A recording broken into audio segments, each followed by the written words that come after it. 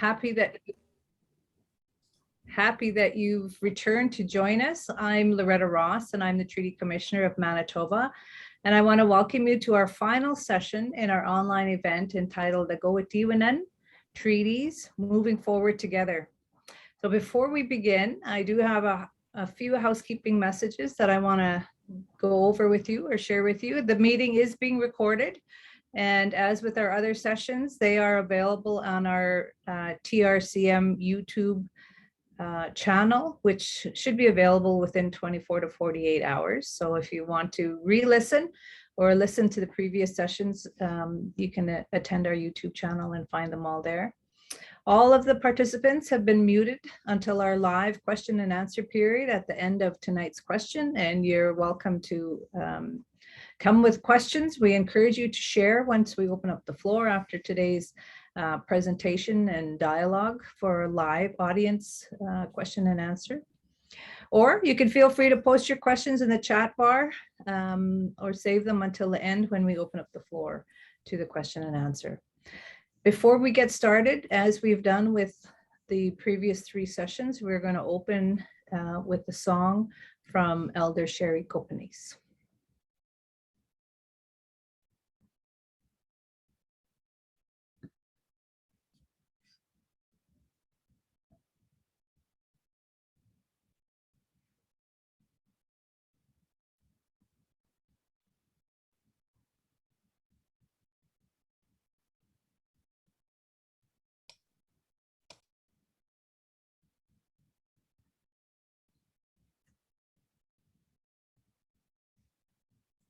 I'm not hearing a sound.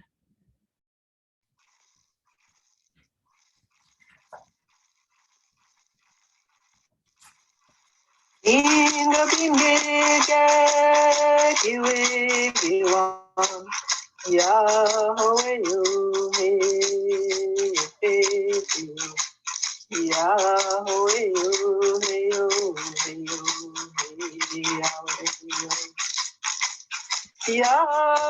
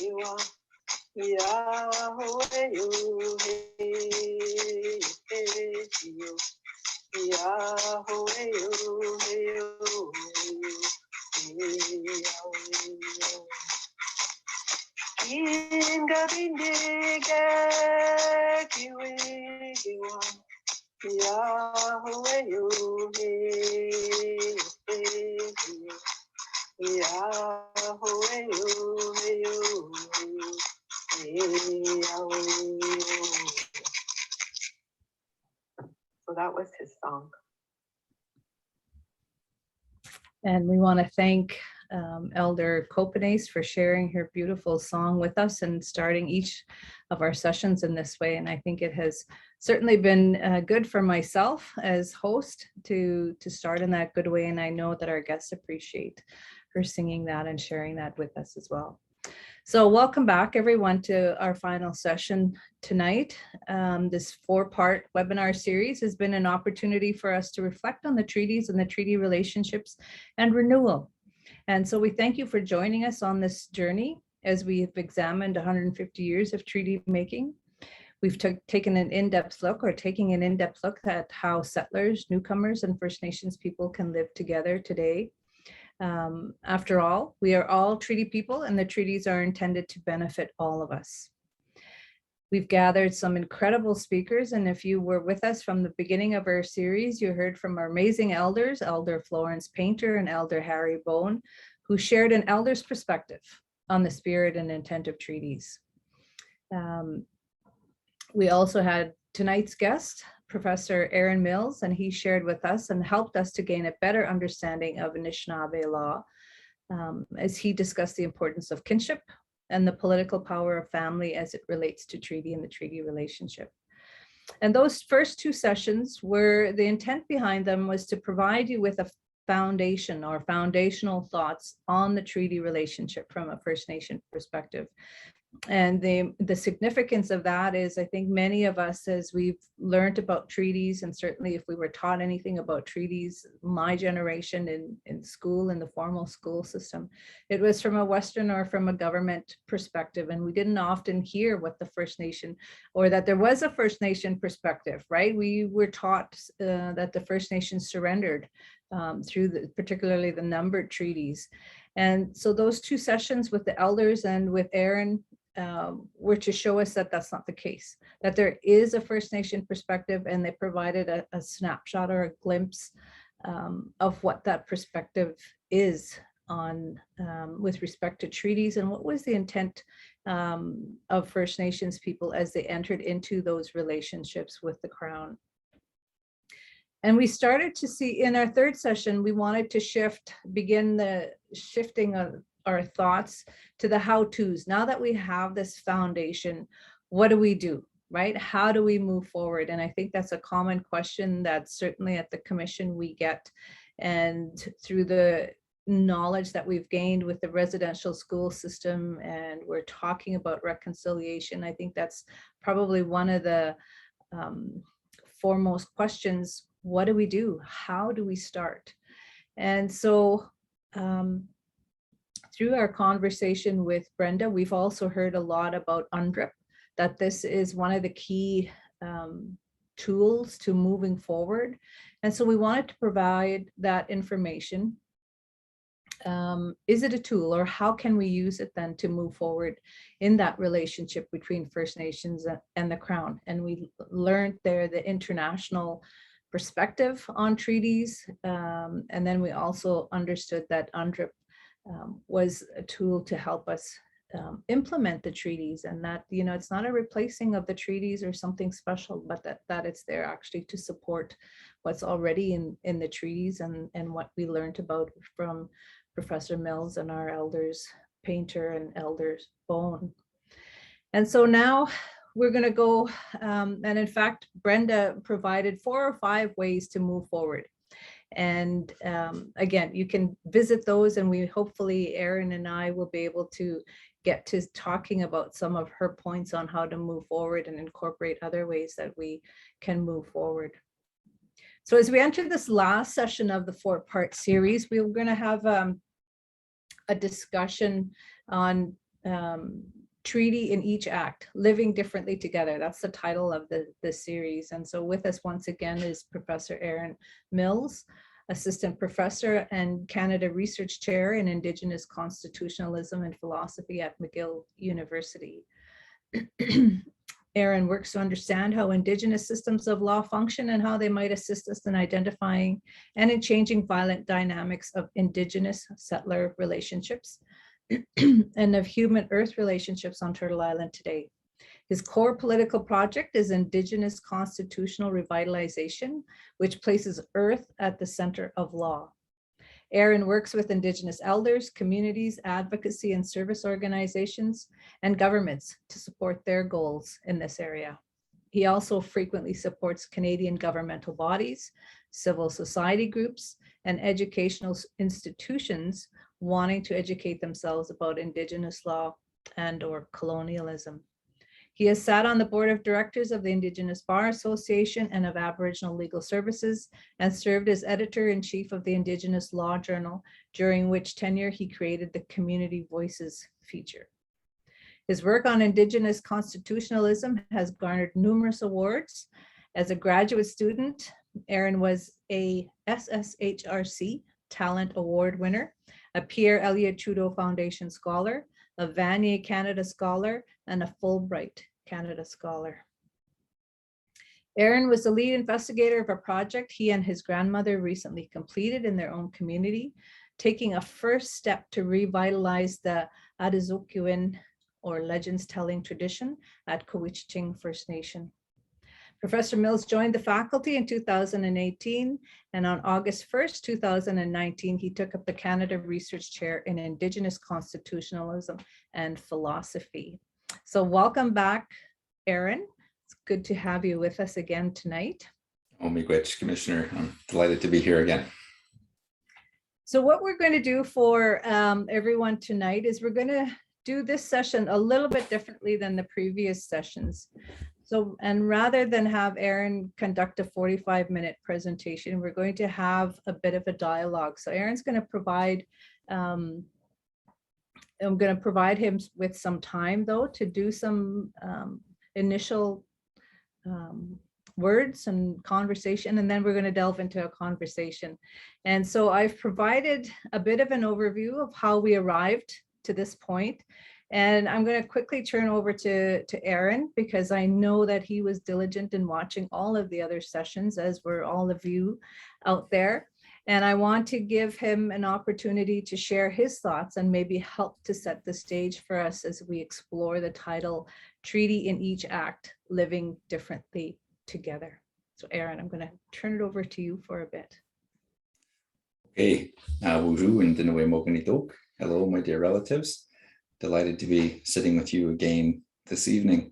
And I hope that after the exchange between the Commissioner and I, that you participate. And remember, and this is the professor and me, there are absolutely no silly questions. And the whole point is to share knowledge with one another. And so anything on your mind, I really do hope that you feel comfortable, because there's probably someone else wondering the same thing.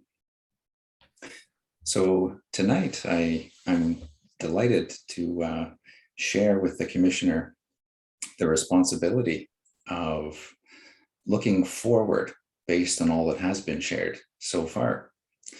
And I wanted to just say a few words at the outset before we get into our exchange. And this is really just helping to structure my own thought, because I think it's a very serious question. And I wanted to take it seriously. So my initial thought is that both for Indigenous and for settler peoples, we'll answer the question differently of what it means to go forward in a good way with treaty. But that for each of us, there are going to be two kinds of responses. And so the first piece, which I think got heavy emphasis, in particular with the elders lecture and with my earlier one, is to shift one's treaty framework. And so, we heard all three speakers share that treaty is always about law. So the elders spoke about sacred and natural law, and my whole talk was about Anishinaabe law, but of course, there are many other Indigenous folks who have their systems of law too. And Professor Gunn spoke, I thought, very, very helpfully about Canadian and in particular international law and the lens that that gives to thinking through a treaty. So the basic point here that I want to make is that one's understanding of treaty is always informed by some system of law. The question that matters is whether we're aware of which one, and if we've chosen it, or perhaps unknowingly, whether we've let someone else choose it for us. My invitation is for everyone to consider letting it be Indigenous law that guides your understanding of treaty. And you don't have to be an Indigenous person to do that. In fact, as I've been given to understand it, our Indigenous treaty invitation to newcomers all along has been for the newcomers to join us as relatives on Turtle Island. So if you're not Indigenous, the invitation is to think of what that would mean for your own people to live that out. So again, the basic move is that one doesn't ask, what does it mean for me as an individual to honorably uphold my people's end of the bargain? Rather, it's to ask what it means for me as an individual to be a good relative. And not just to folks on the other side of this relationship, but in all places, with all peoples, including the earth. because that's where Indigenous law comes from, as the elders quite carefully explained, right? Through earth, ultimately from spirit. So in the lecture last time, I outlined some of the basic features of what it means to ask oneself this question. And if it's helpful, we could revisit some of that in a few minutes. But also, I know the videos for all of the lectures are up on the TRCM YouTube channel. So you can revisit that there if folks want to. So that's really the first thing I wanted to say is that treaty in each act, living differently together, you are the project. The emphasis for me isn't on trying to move government or civil society to act in particular ways, but actually governing oneself differently. This is what my elders have modeled for me and what I have slowly, quite slowly, come to learn. But then I also want to speak tonight about the need for a strategic engagement. So in encouraging you to let Indigenous law be the foundation of your understanding of treaty, I'd like to be clear that I'm not advising anyone to let Canadian law or international law slip away. I'm just talking about shifting what gets to be the center from which we reason, act, and relate to one another. So I think Professor Gunn, I learned a lot from her presentation, and sort of two key takeaways on this specific point for me were how important it is to use the UN Declaration because it's an effective legal instrument within Canadian law, but also because so much of it is based on our own Indigenous traditions, and that's what it's giving voice to in many places. And so, as she explained, Indigenous law actually helps to shape how we understand many of the rights enumerated in the Declaration. So that's basically the first point that I hope we'll spend some time unpacking this evening. What does it really mean in more detail to let Indigenous law be what shapes one's understanding of treaty? But there's also a second point that I think we need to discuss. And again, Professor Gunn's presentation was very helpful in shaping some of my own thinking about this, because she talked about how important it is not to have rose-colored glasses reflecting on where the relationship lies today.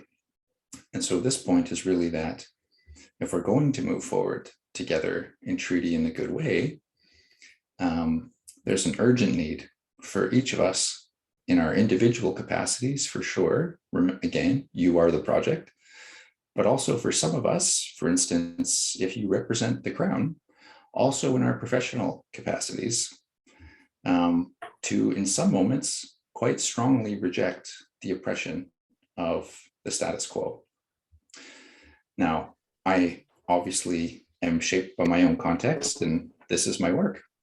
And so many of my conversations probably have a particular character, but from the folks that I speak with, it seems everywhere, all the time, most of us know, we all know there's a fundamental injustice in this relationship, and we might all identify it in slightly different ways. But I think most of us have the sense that Indigenous folks are living out an experience of oppression. And this is not an image of a treaty relationship that many of us feel proud of. And so this is the second piece, is about rejecting the status quo and saying, we have to do better. Of course, more to say when we get into the details, but those are essentially the 2 points that I wanted to open up my preliminary comments with. Oh, Mia, that's it, Commissioner. Good. And thank you. I think that there's, as you said, there's a theme throughout that everybody had talked about, and that's shifting, right? Shifting the the perspective, first of all, realizing that there is a different perspective and that it's a really good perspective. First Nations people have not been given a voice to be able to share that perspective.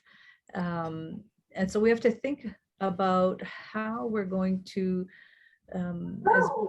as Brenda had, Professor Gunn had said as well, how do we share this land, right? How, and as you say, it's not going to be an easy task going forward. I think that there are challenges and things that have to be done amongst the, I guess, settlers, if we want to use that word, or newcomers or non-First Nations people, but there's also something that First Nations people themselves have to do. And I think it's important to realize when we're having this conversation that we don't want to put all of this on settlers or non-First Nation people to say, you have to fix this, you have to do this. You know, I think it's a shared responsibility, just as it was at the time of entering treaty and making treaty. This is a shared responsibility that we each have to take up if we're going to live well together and respect those differences that you have shared, and that certainly Elder Bone and Elder Painter shared with us as well. So if we start looking at then and as you said, how this plays out for each is going to be different. Let's start with perhaps First Nations people and say, how is this going to roll out, or what are some of the things that perhaps First Nations people need to be looking at to live together differently? Okay. Well, again, for me, I think, and I think this is where what the elders were sharing as well. And I think in her own way, actually, Professor Gunn as well, although a slightly different take, but it really is about shifting one's perspective and not thinking about treaties as contracts. And so if we think about treaties as a contract, then the contracting party we think of as the Crown. And so our responsibility would be to try to move our government to act in more honorable ways. But I'm suggesting that I don't think that is the winning strategy. I think we have to focus on ourselves. So the question of what to actually do is a question of what changes do I make in my own life. So it's not actually focusing directly on a system of power through a protest or through writing your MP. Those are all things that folks do sometimes to important effect. But what my elders have taught me is that I have to take responsibility for myself and my own actions. And until I'm conducting myself in a way where those are right, the rest of it isn't going to work, or I'm not prepared to be focusing on them in any event. And so taking that really seriously, that you are the project, that changing how you see things and how you conduct yourself is the answer to how to have a positive treaty relationship. Thinking of yourself as a good relative, there are sort of four key pieces. And so the first is to know that you are a being with really significant gifts and that the rest of us need them. We don't normally talk this way to each other, right? We might speak about this in our intimate relationships with our loved ones or our kids, not ordinarily with folks we think of as strangers, but my elders do. And this is how they've taught me to think and to speak, that all of us have come into this world with really significant gifts that others of us need. And through our hard work, we've developed other gifts along the way. And so the first task of being a good relative is to do the hard work of identifying what your gifts are. And there's a wonderful teaching that it's actually lacking, one lacks in humility when one fails to do that. So from a Western perspective, humility is typically about not taking up too much space. And I think for many Indigenous folks, it's certainly that. But for us, there's also this other half where one lacks in humility if one doesn't take up enough space, right? So you're responsible to know what your gifts are because in that moment, when someone needs what you have to share, you need to step up and offer it. So that's that first piece. And many of our Atsokanen, our legends, are specifically about this point, knowing, having identified what your gifts are, so that when you come into the moment, you're already prepared. The second thing, this one we spoke about at length, knowing who you are. And that's a relational question. It means knowing all of your relationships. Who am I with respect to this family, this community, for Indigenous folks, this clan, to this earth, and to take that really seriously. That we often tend to be dismissive of that. We say that's for hippies, or that's for, we have so many ways, right, of a move to dismissal, but to actually take very seriously that you are part of one earth community, and to think about that. And what we mean when we say think about that is really know what your responsibilities are within all of those relationships. So you know your gifts, then you identify who you are, which is to identify all of those relationships that you inhabit. And then third, to know what are your responsibilities within them, right? Each of those relationships is different, demands different things of you. I mean, you get different things from them. To know what your responsibilities are within each of them. And then finally, to learn how to reason, not just with your mind. That's a recipe for climate change. Learn how to reason with heart, mind, body, and spirit, so that you can live out those responsibilities in a good way. And the word we used for this before was Agowiidiwinan, that Anishinaabe notion of law, bringing it all together. So these 4 steps are, I think, a powerful sequence of self-change that helps one to exist in the world as a good relative to all of those others with whom we're in relationship.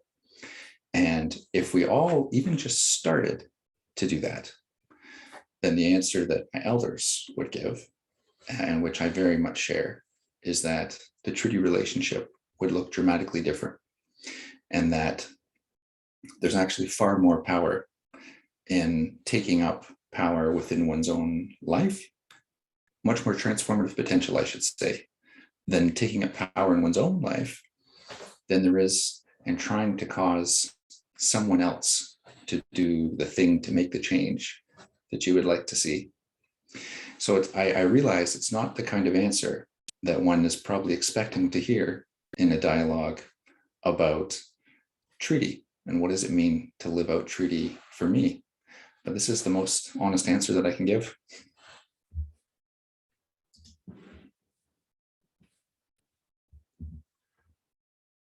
Oh, you're muted, Commissioner. Sorry, my dogs were barking, and so I didn't want them to interfere with the conversation. But so some of the things that you talked about there were like what we need to do, right? And so find out who you are. Now, you're blessed with having access to elders. I'm blessed in the same way. Not everybody is as fortunate as we are to be able to call up people like Elder Painter and Elder Bone and say, help me. How does somebody who wants to get to know themselves and know who they are and understand, perhaps their clan system, and then how do I find out my responsibilities? So now that I know what to do, how do I go about, and where can I start? Mm-hmm. So that's such an important question. And I mean, I think the most important thing I can say by way of response is that it will be a different answer for each of us. But I would want to say, I think that there's no wrong answer. There might be some answers that are better than others and that they'll bring about a bigger change more quickly, but I don't think there's a wrong way to proceed. So if you don't have an Elder Bone or an Elder Painter in your life, and of course, most of us don't, who are those folks for you? Who are the ones you look up to as mentors, who have a wisdom that you respect and recognize you lack and you admire, and you have the humility to recognize you can learn from? It doesn't have to be someone that anybody else calls elder, right? And as a side note, when someone has that recognition as an elder, it's quite unusual for it to be nearly universal, right? Mostly someone is an elder in one area or for some people and not for others. And so this is really just a normal situation anyways, right? That who those, even for us Indigenous folks. And so it's a matter of saying, what does this look like for me? And so there really isn't an objective model that one should feel somehow that they're falling short if their life circumstances are such that they don't reflect that model. Mm-hmm. I would say there is no model. And I don't mind sharing that I'm very open about the fact that I did not grow up in my reserve. I grew up with a single mom. We moved away when I was 3. I came back in my mid-20s, feeling it quite intensely and wanting to learn. And I had to build all those relationships from scratch, right? From participating, from showing up and listening. And so for folks who are able to do that, we're a people of kindness, hey? Agowiidiwinan, the way of kindness.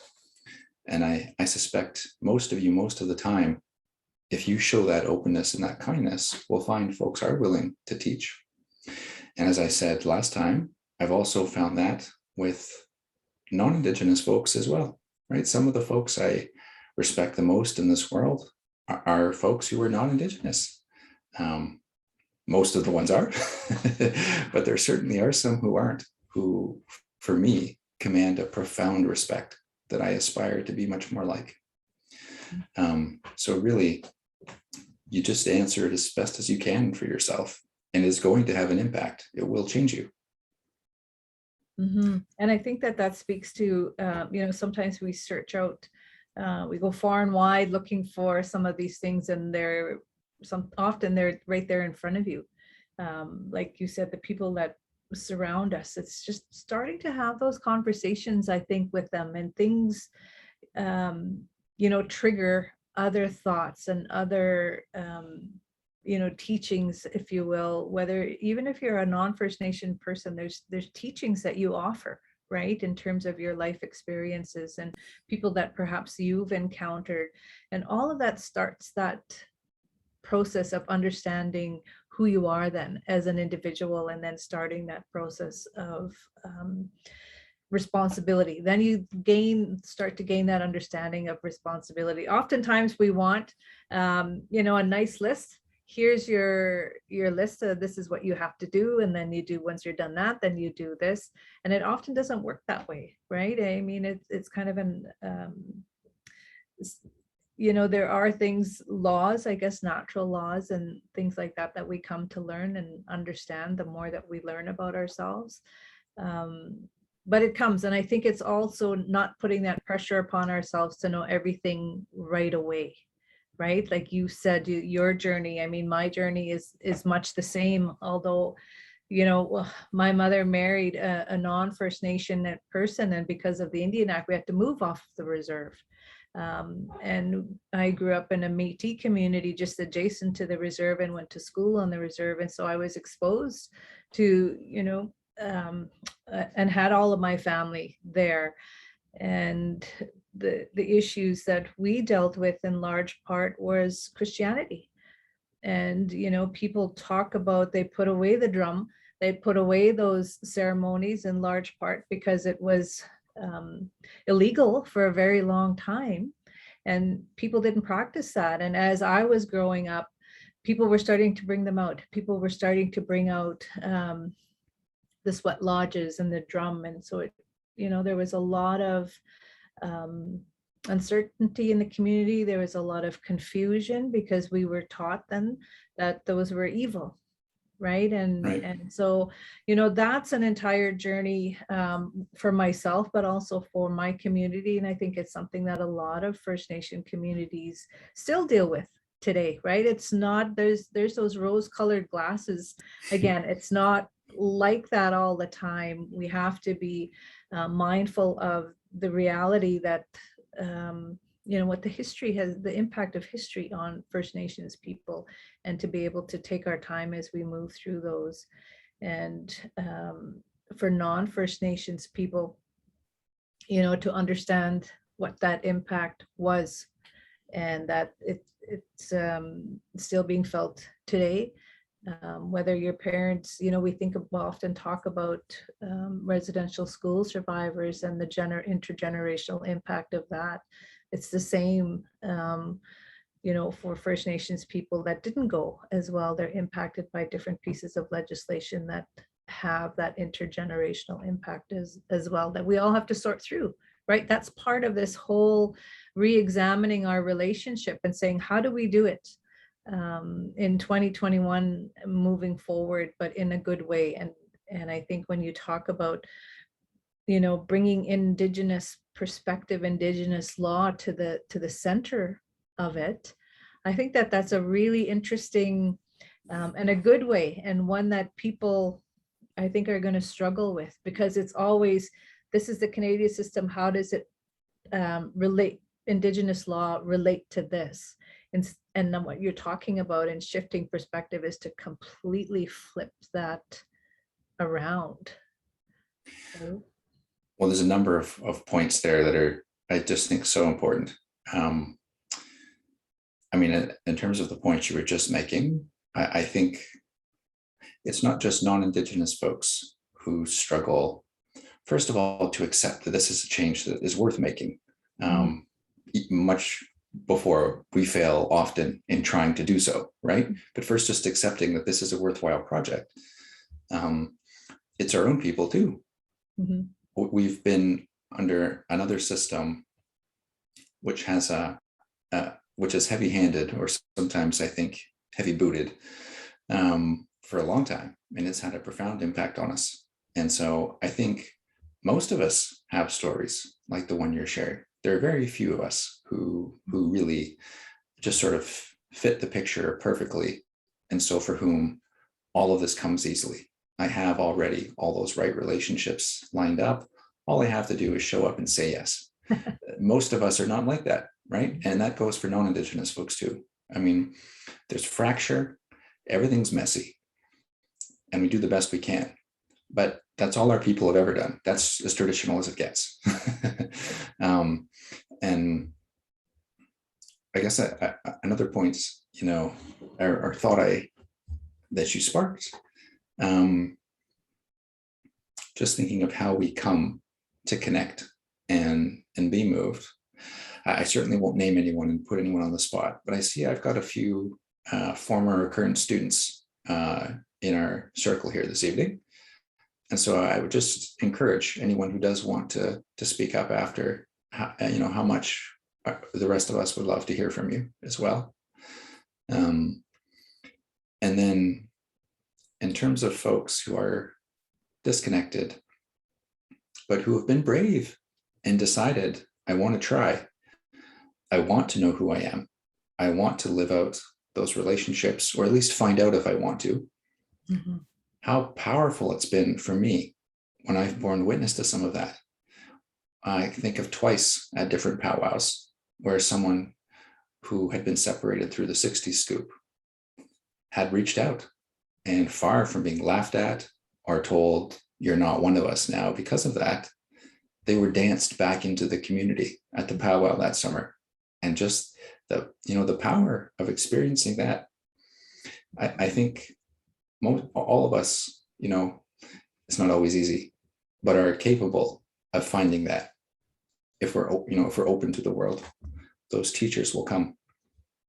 Mm-hmm. And I think that that's so true. And as you say, it's applicable whether you're a First Nation or non-First Nation person. You're not alone in this journey, right?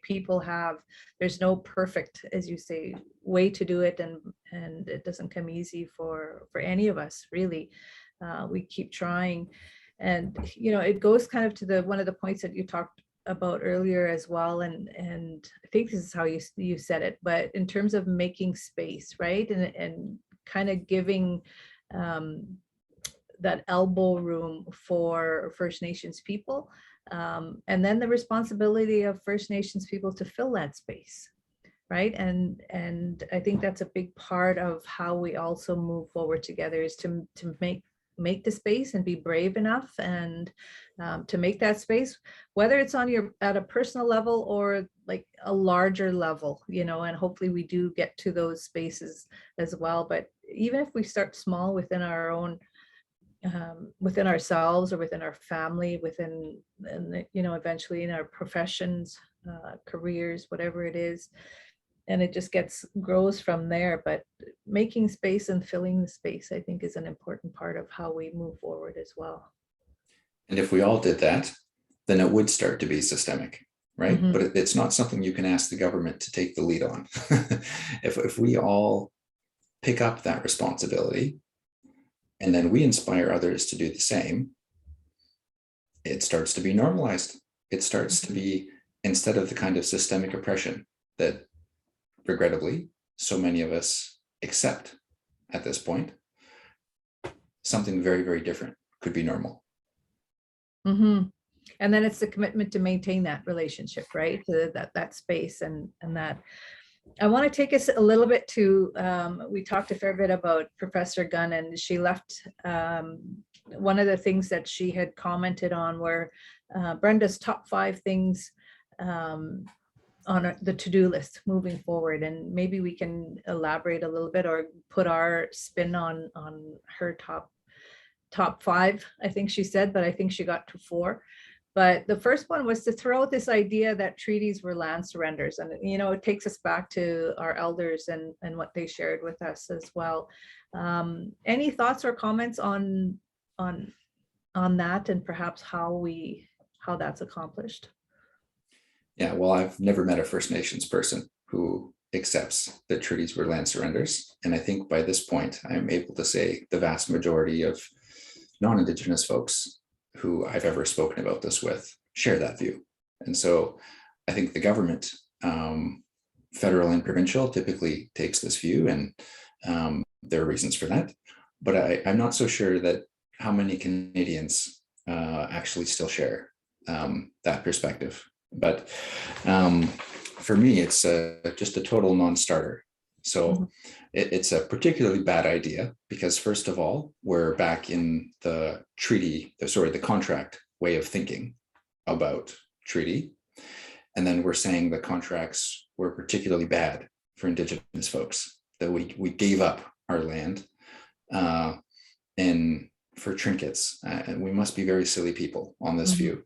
And so, you know, to me, Professor Gunn has just, you know, really nailed that one. It's that point. Just, I have no interest in even debating that. I just think it's, to me, I would go so far as to say, I think it's disrespectful to take that idea seriously.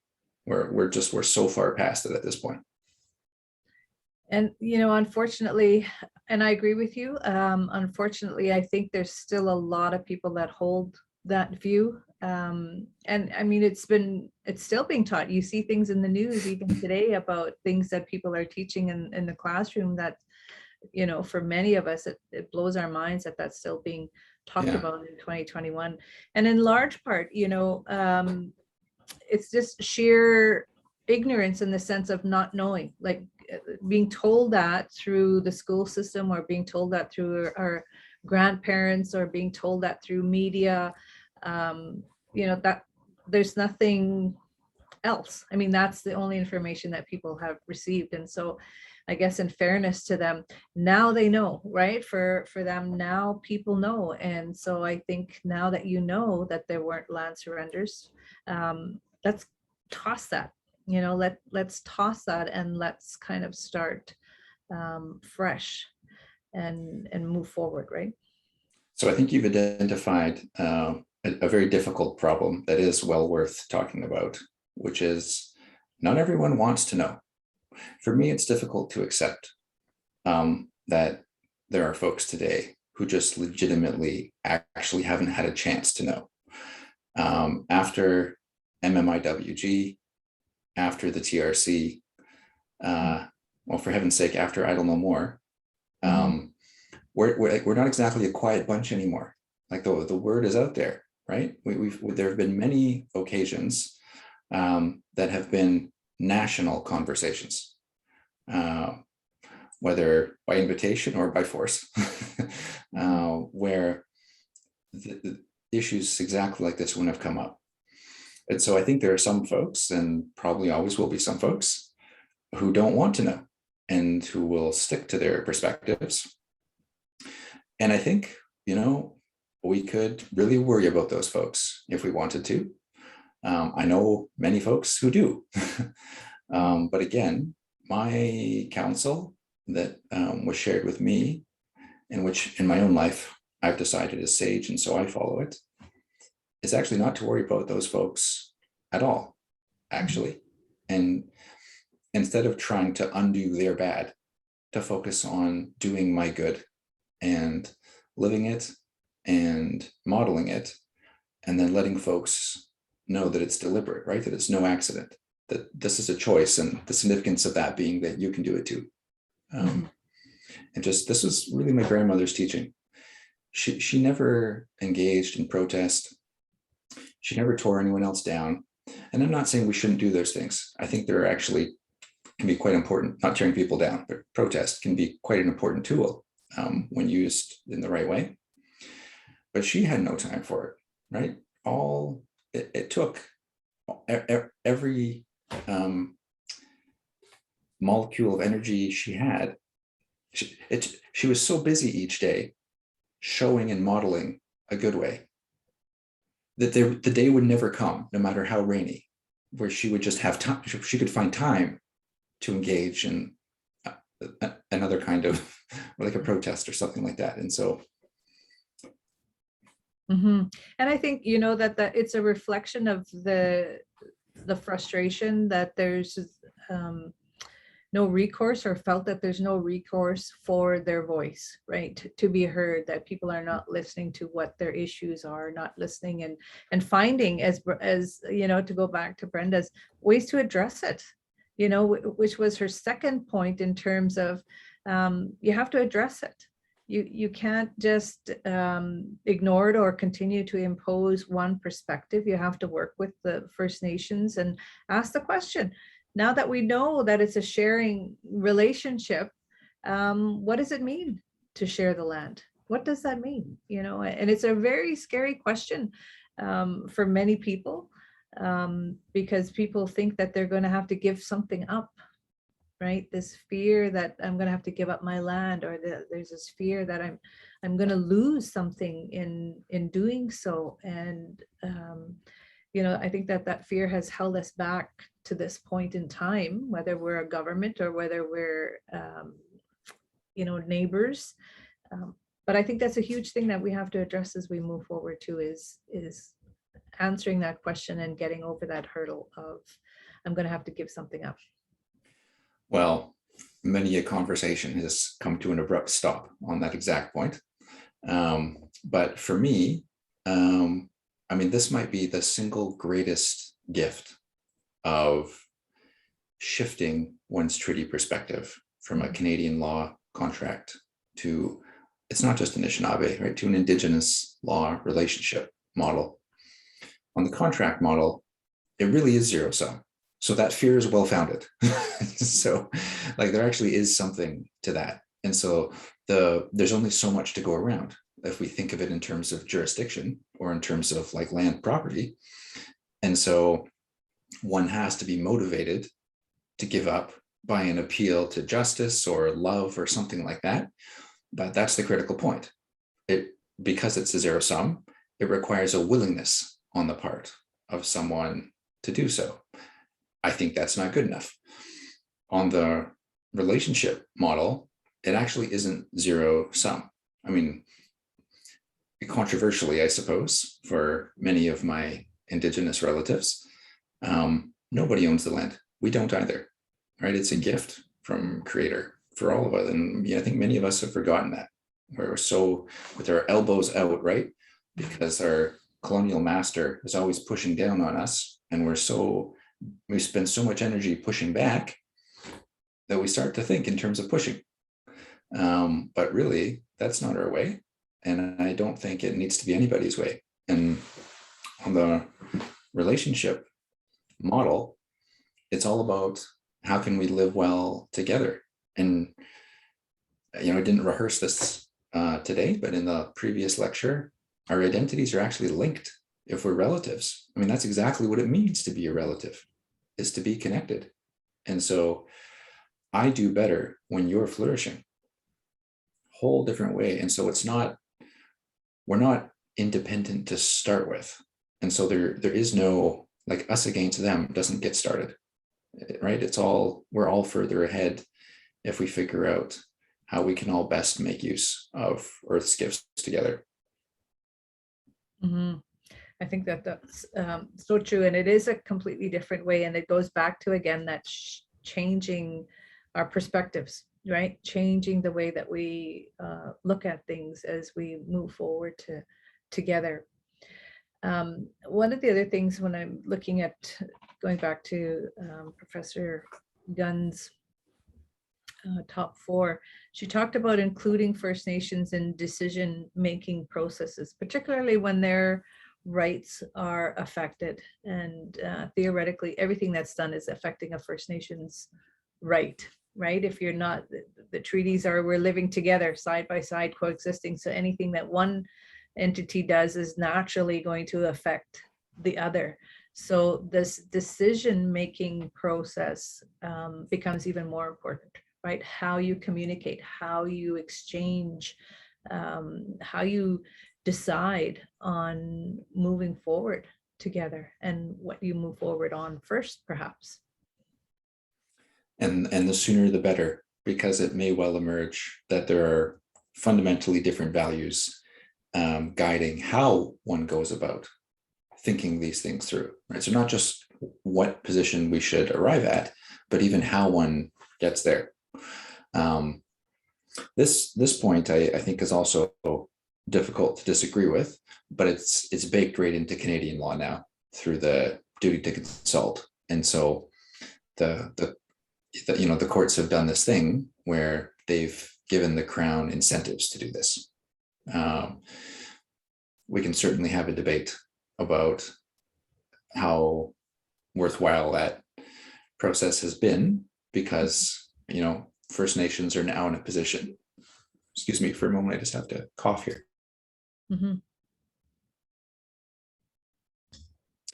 Are in a position of being formally required to be consulted when their rights are at stake, but frequently disappointed when it comes to the content of that consultation and what counts as consultation.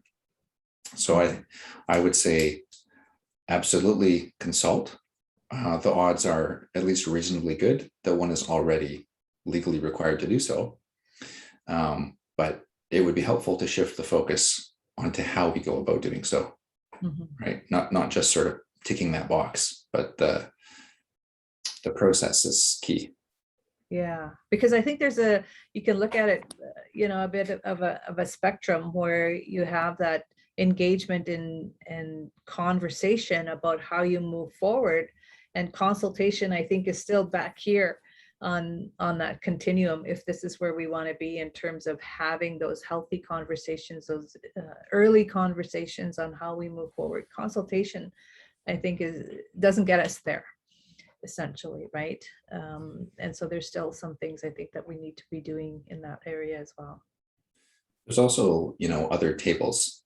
So if we think about, COP26 that just happened, the capacity in which Indigenous folks can participate in various UN bodies or organizations and conventions that come out of them is deeply wanting, right? That we can't participate as full members is a huge problem. So I guess depending on which scale of community we want to take up this question, we might find very different things to say. Exactly. one of the other things that Brenda's fourth point, just to get through Brenda's top four, was her advice that don't be afraid.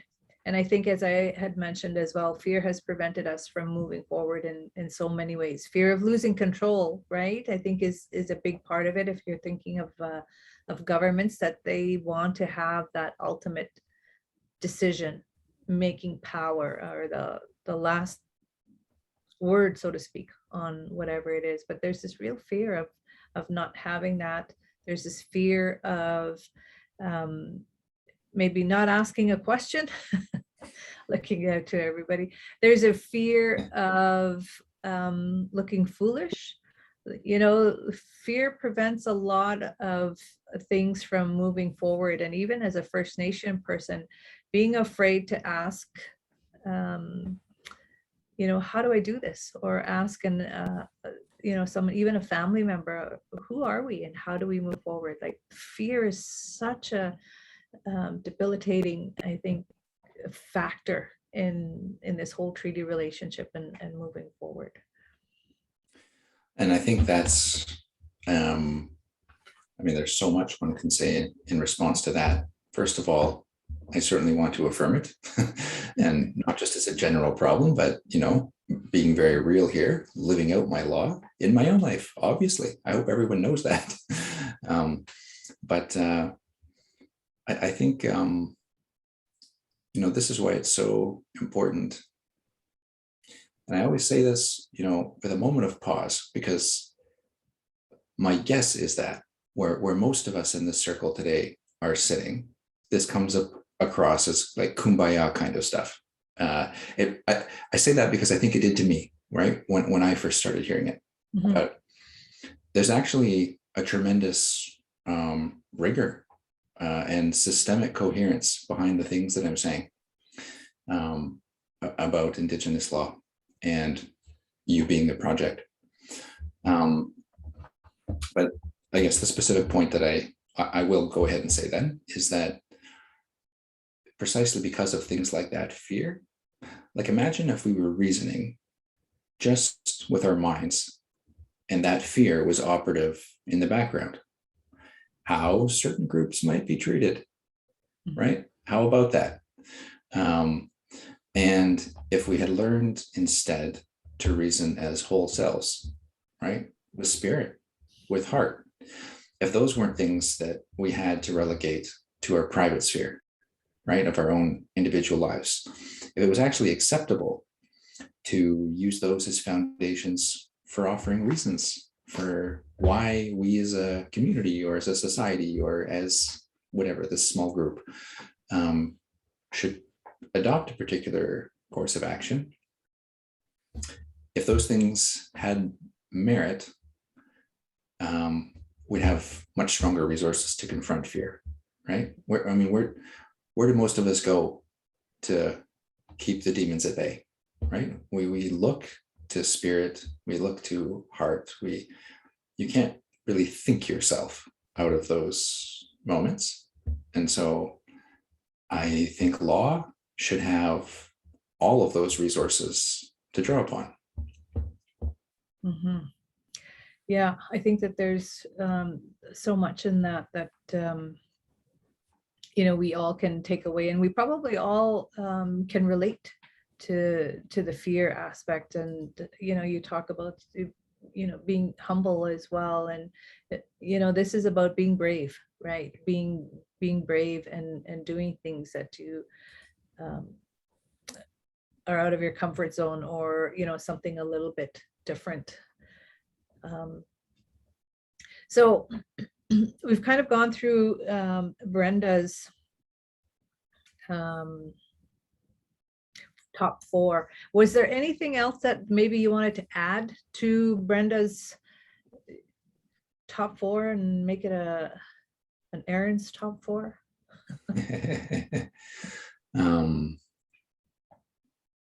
Let me just reflect for one moment here.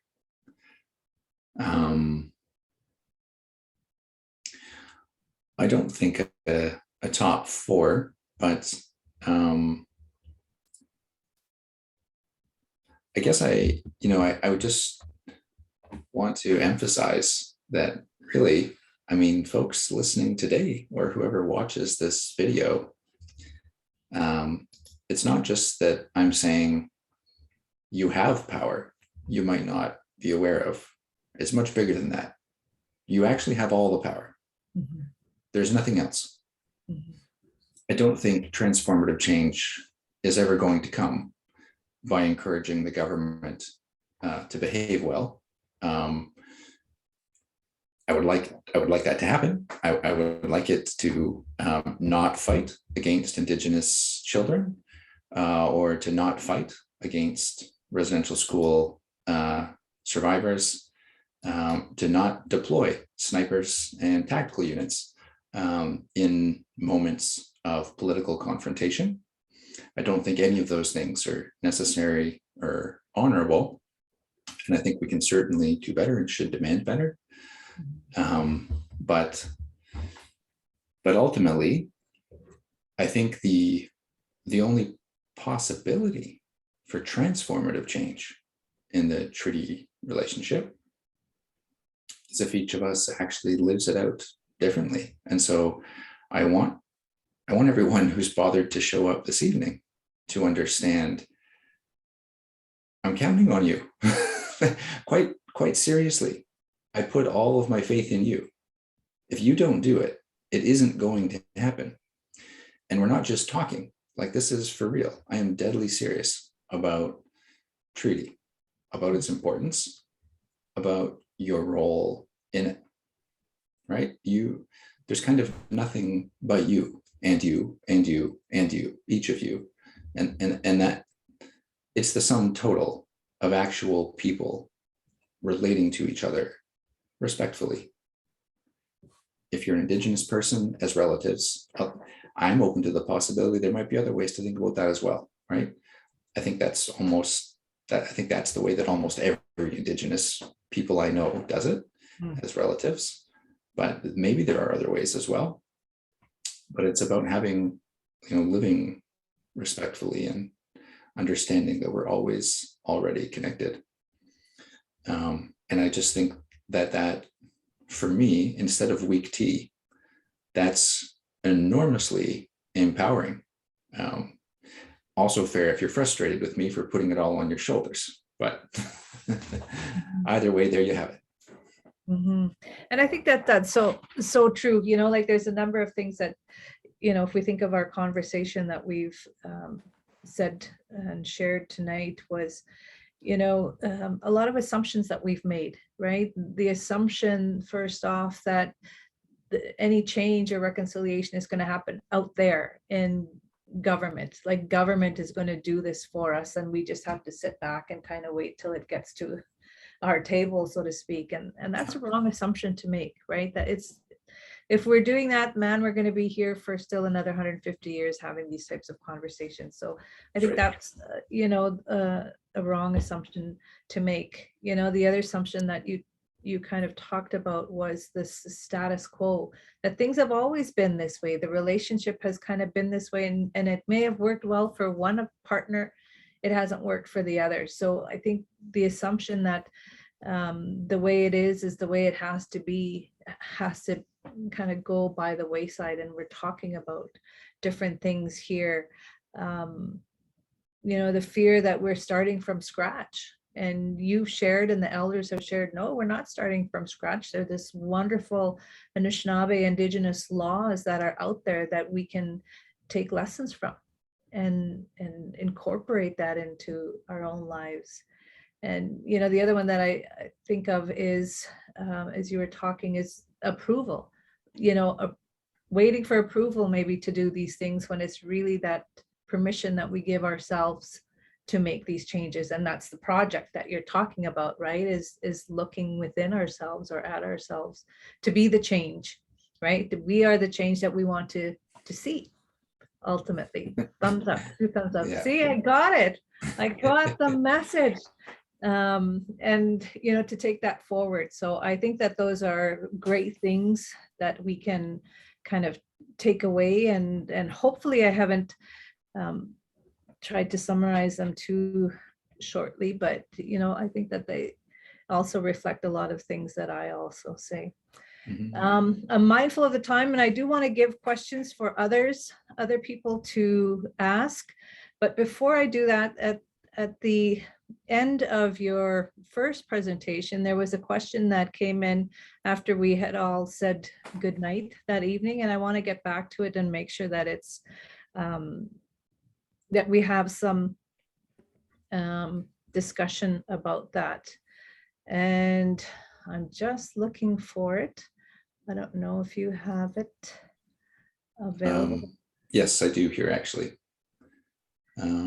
Oh, here it is. Okay, I've got it. So after reflection, I wonder if Professor Aaron Mills could explain how the laws of the country can address the challenge of bringing the law of Indigenous people into it.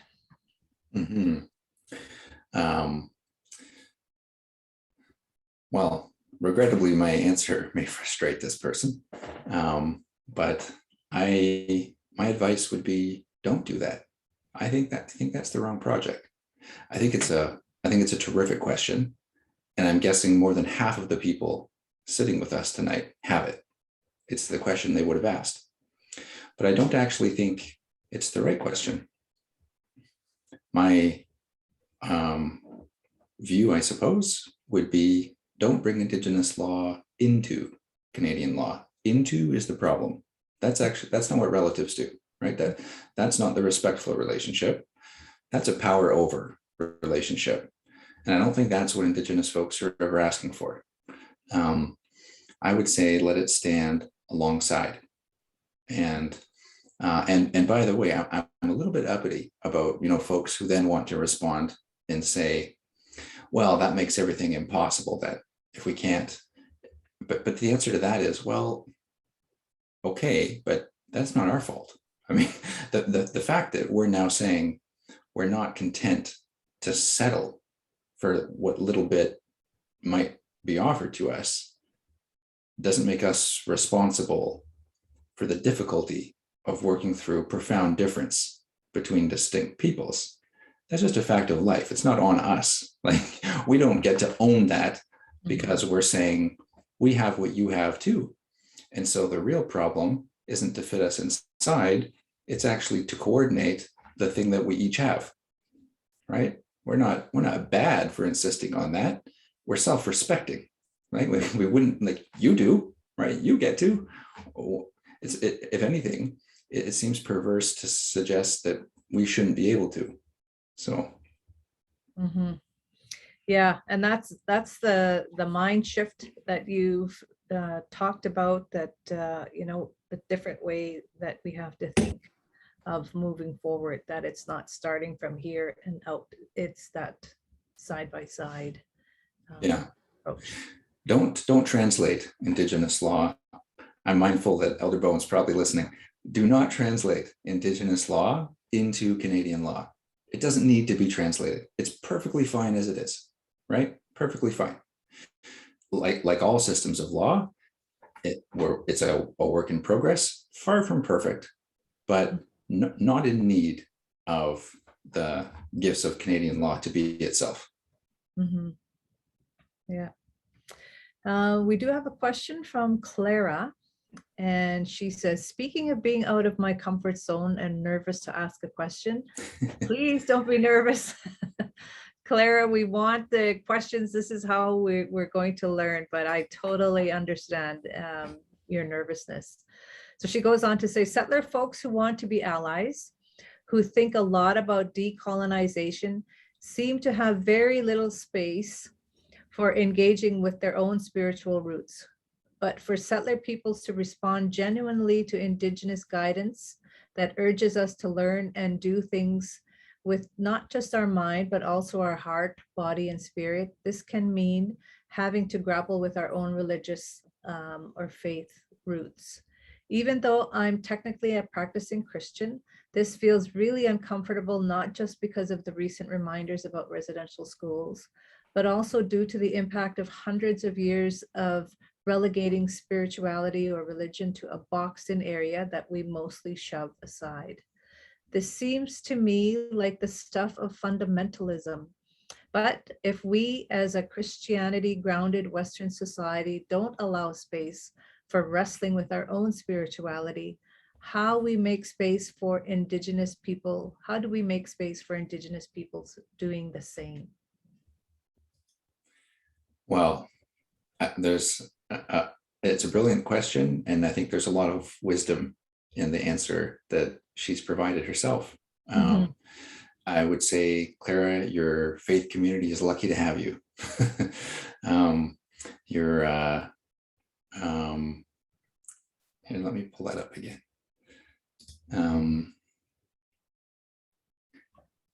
I don't think any community is healthy which refuses to wrestle with its own difficulties. There's no religious exception to that. And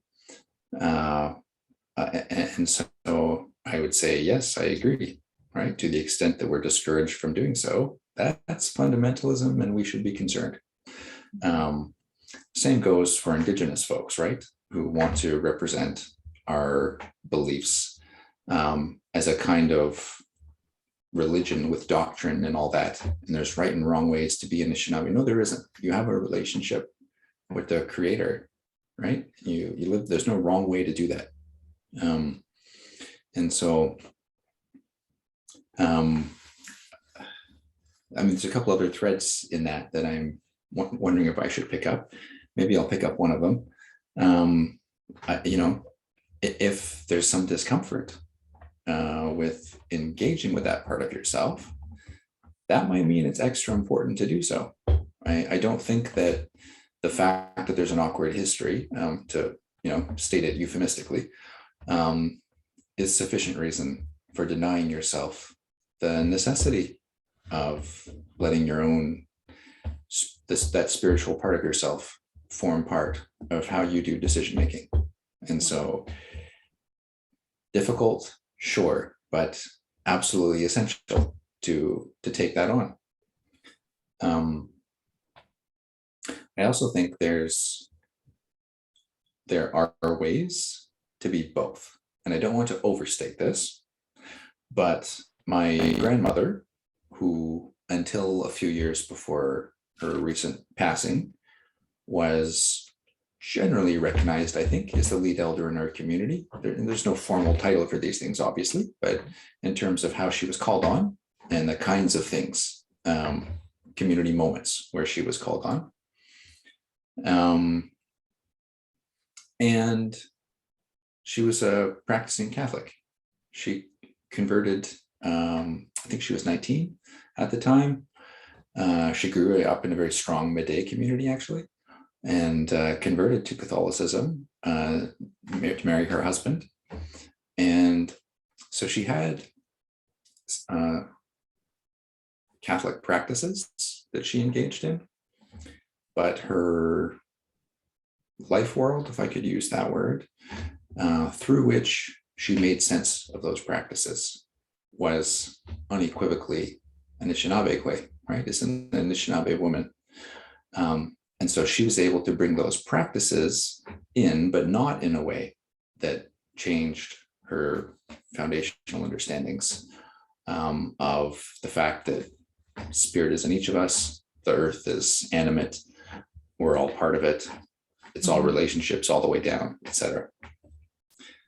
So I don't want to say that it's easily or always done, but I have seen it work very, very well.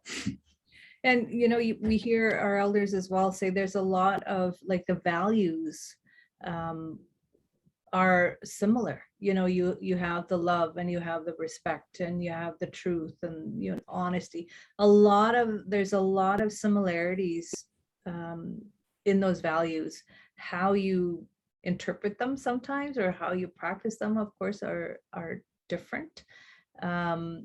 But there are things that are common between the different belief systems that are there. And I think we go back to what Elder Bone has said. During this time period with reconciliation, it's going to force us to look at those things, right? As between our First Nations people themselves have to reconcile a lot of things.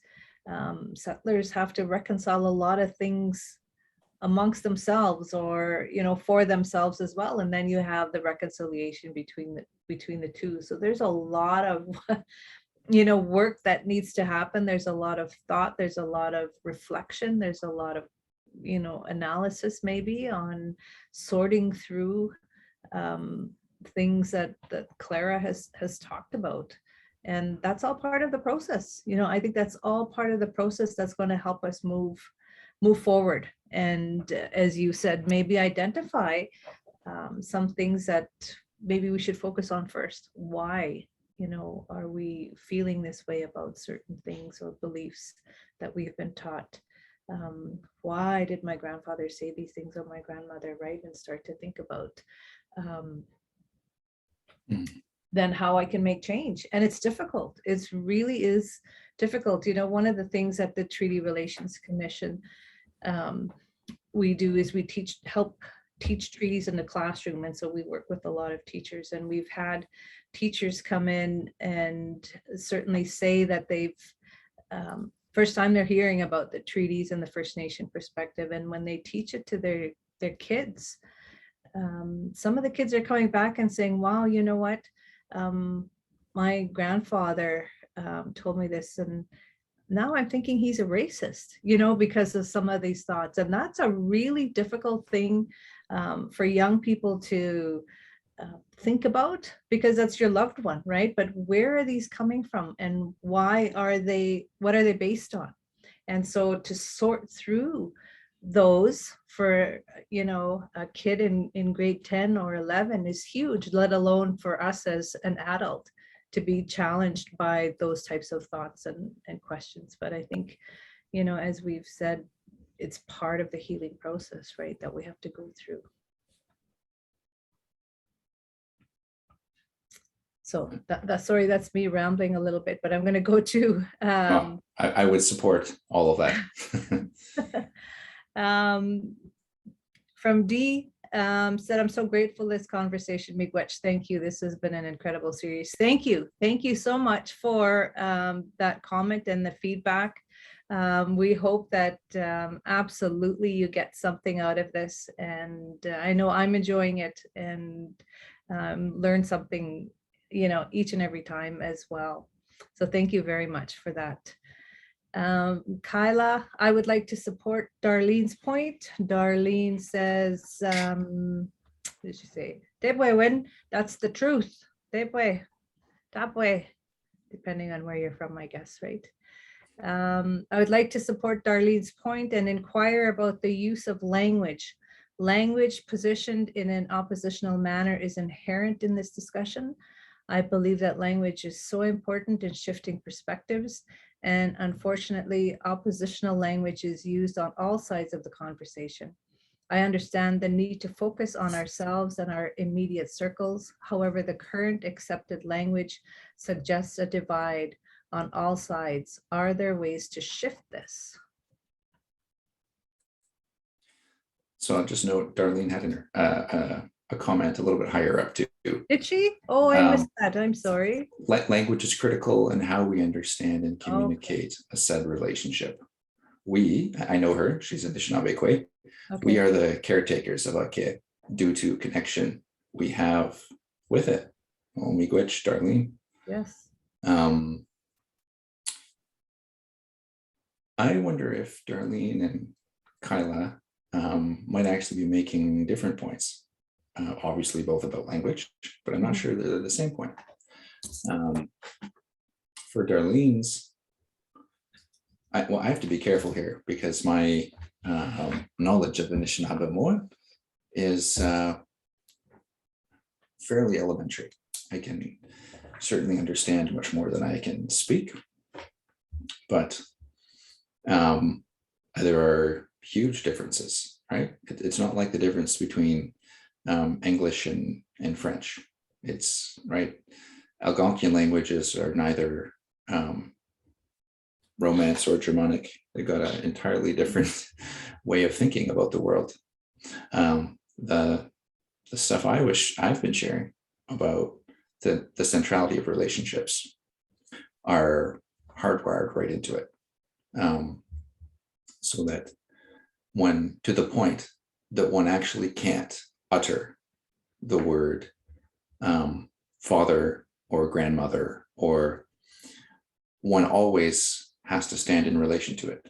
So you would have to say my father or your father, but there is no just father word out there.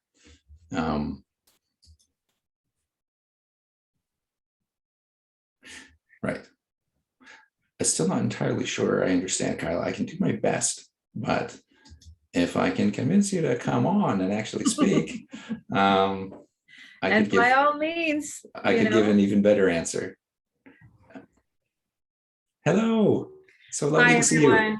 Yes, wonderful to see you, Professor Mills. Thank you for presenting this, and Commissioner Ross. It's great to see you both. I am new to the conversation.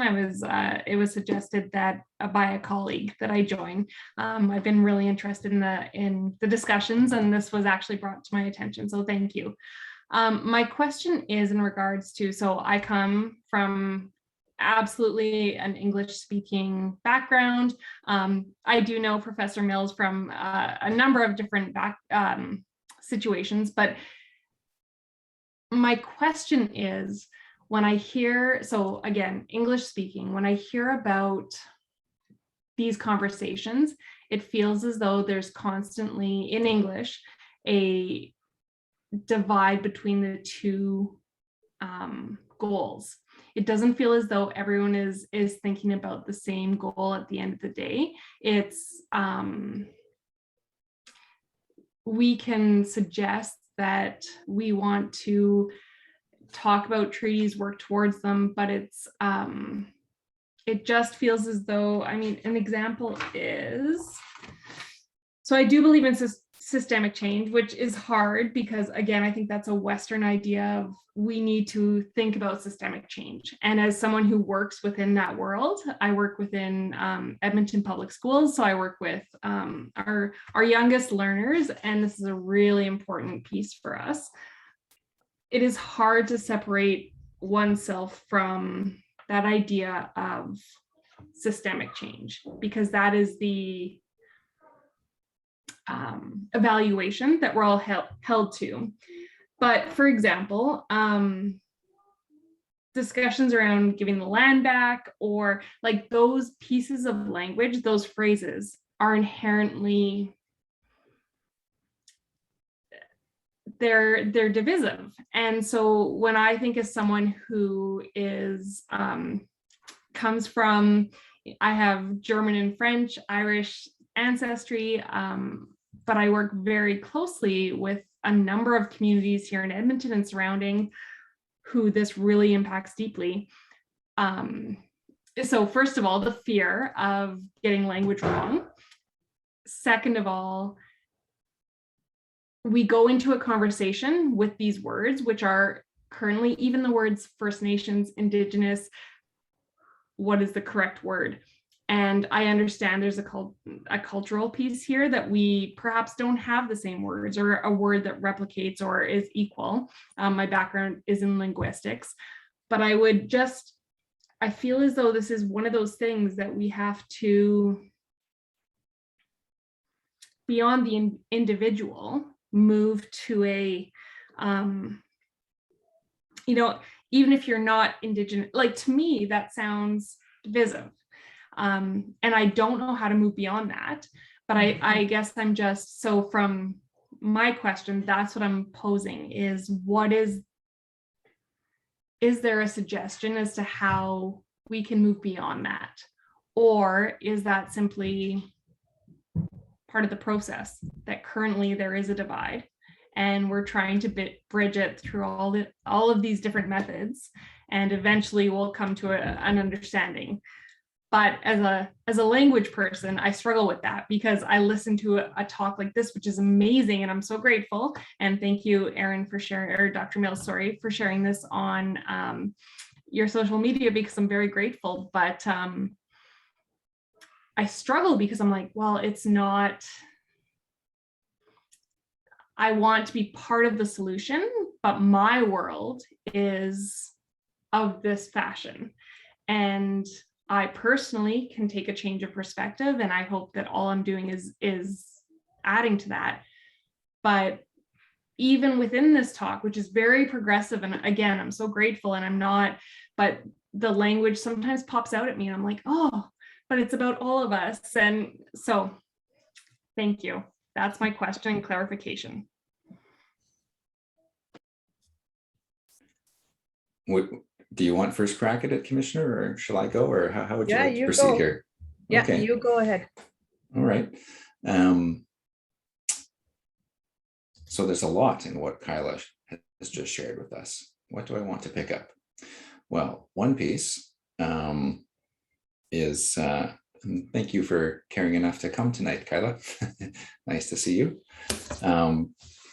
So part of me just wants to just straight up agree that I think there is an aspect where all of that is true. I think the frame within which all of us, including those Indigenous of us, are given to take up these problems is the Canadian one. And I think that actually is zero sum. And there are winners and losers. I mean, adjudication is based on, that's a founding premise of solving things in terms of rights and courts. And so if we keep ourselves within that framework of what treaties should be, then I think there's a kind of a sting of truth to your concern. Part of what I've tried to share is that not thinking in that way is for everyone, right? It's not just for Indigenous folks, but and stronger still, everyone has been specifically invited in a different way. That's our conception of treaty, right? Is to, like, we always meant for folks to show up as relatives, not to bargain. And we didn't, in my understanding, we didn't even mean to make space to allow for that possibility, right? It was a misunderstanding. We entered treaty in one way, settler folks entered in another way. And then we have this catastrophe of having understood the process in different ways. And then we can debate whether it was good faith, right, accidental or whatever. But so there's that. But I think another slice of it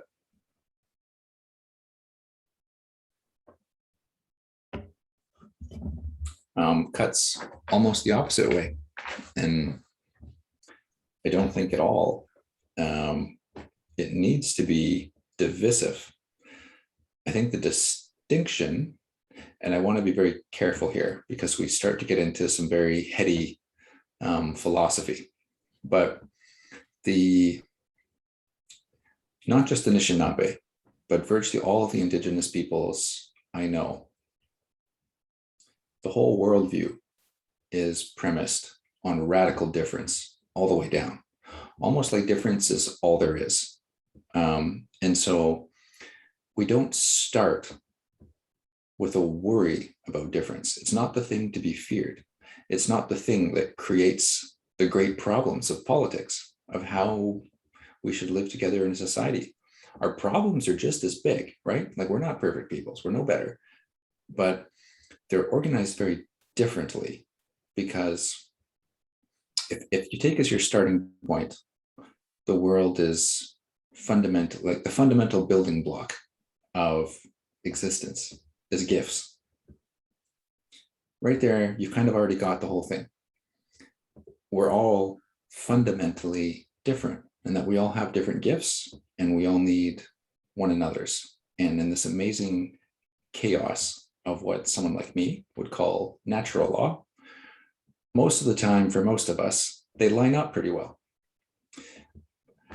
You have almost a polar opposite starting point for Western society.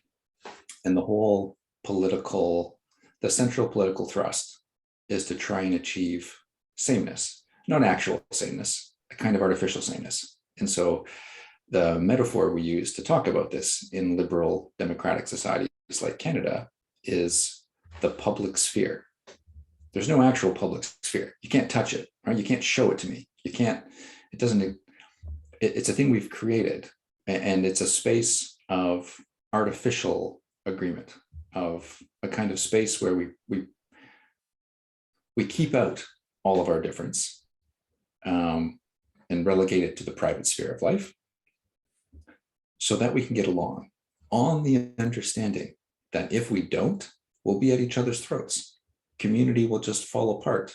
But Indigenous peoples don't have this problem because they're, and again, I'm not painting a romantic picture. We have other problems and they're just as ugly, just not this particular one. And so from my perspective, we can have a kind of pretty significant difference without it being an obstacle that leads to an impasse. It's actually what's right and healthy, and in fact, necessary for creation to spin into the next day. I'm not sure I can, that's probably unsatisfying, but I'm not sure how I can do better than that without a much larger space to tackle the question. Mhm. And yeah, it's a tough one. And, my initial thought was, is divisive the right word to be using? I guess maybe I don't understand it as that. I understand the fear when we talk about things like Plan Back. I understand the fear when we're looking at systemic change and things like that. But I don't see the divisiveness in that. And I think I don't know if that's a bit of a defense mechanism that's there or not. And I certainly don't want to guess, but I think it's, we have to look at the words that we use. You've said it yourself, Kyla, we have to really look at the words that we're using. And right now we have to use English. And if we were using Anishinaabe words, they would be significantly different, right? And that's part of that living differently together, right? So, but for now, yeah, it is what it is. But it's a great question, and leaves me with some thought even after tonight. So thank you very much for that. I want to just make sure I get to everybody that has said something. And Raymond says, my biggest takeaway from this series is the understanding of Anishinaabe law as based on the sum of my relationships and how I need to treat my relatives. Oh, wow. When the commissioners say that reconciliation is creating and maintaining mutually respectful relationships, this now has an entirely new meaning for me, Miigwech. Thank you very much, Raymond. That is wonderful. Wonderful. Diane, is what seems to be the great gap between Indigenous and non-Indigenous worldviews, where'd I go? One of that between scarcity and one of gifts, abundance. Wow. In terms of what?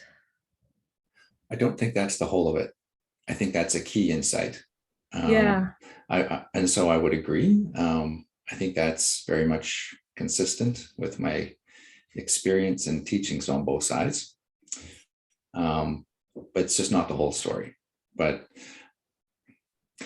I think the most critical piece of that is like the centrality of gifts to Indigenous worldviews. And systems of law and politics and economics, like gift drives the whole thing. And the completely sort of incidental, voluntary, private sphere identity of gifts one doesn't want to say Western cultures, because it certainly wasn't always that way, and I suspect hasn't been for very long. But within modern liberal democratic societies, gifts are pretty insignificant. When really they're from my perspective, they're the fundamental building blocks of creation on the Indigenous side. You look at any ceremony we have, the last thing we do at powwow, the giveaway. Yeah, I mean, any of you who are not Indigenous, but who have spent any time with Indigenous folks will surely have encountered this strange thing where gifts always come up.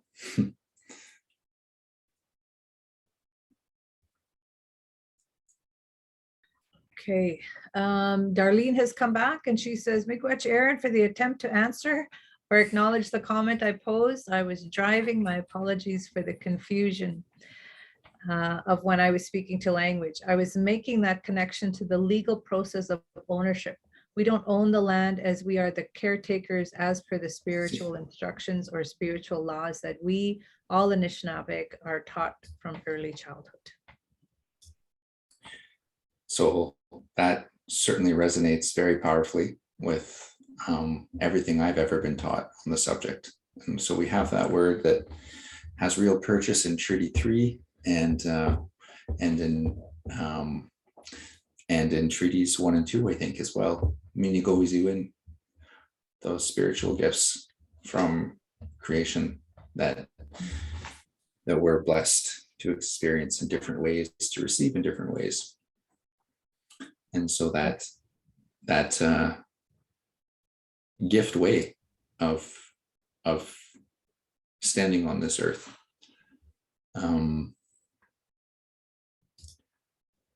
and implicit in that is that one doesn't own things, right? They're gifts. We hold them, they move on. We don't hold them for ourselves, right? This is the fall of many a medicine man, actually. If you have the gift of that medicine, you have to use it, and it's exhausting. It's not for you if someone comes with their tobacco. Yeah, excellent. Well, I think we're at the end of the questions, and mindful of the time as well. I think we've come now to the end of our session. Before we close off, I do want to offer you, Aaron, some last minute closing remarks or closing comments that you have for everyone. I don't have much to say other than, first of all, I'd like to acknowledge my mother. I see her there. She's Trish.